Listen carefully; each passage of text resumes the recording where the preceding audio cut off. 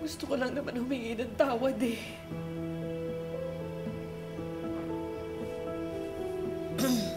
Gusto mo talagang patawarin kita?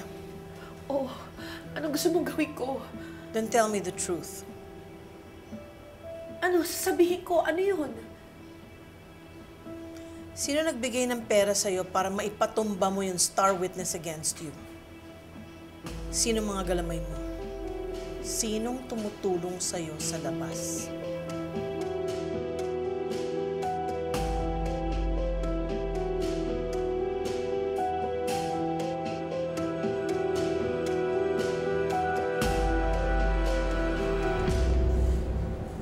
Doc Kelvin, okay na yan, ha? Thank you, Doc.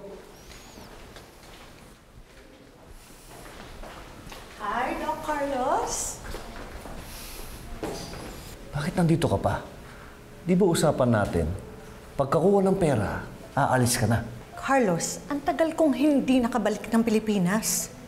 Ano ba naman yung kitain ko yung mga kamag-anak ko, tsaka yung mga friends ko?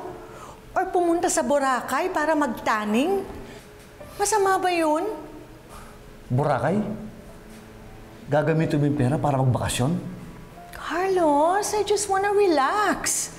Bago ako bumalik dun sa Amerika, ang dami stress dun. Hindi mo pa rin sinasagot ang tanong ko kung bakit ka nandito sa East Ridge. Anong ginagawa mo dito? Alam mo, may nagtanong na rin sa akin kanina niyan. Magpapatingin ako sa gynae ko.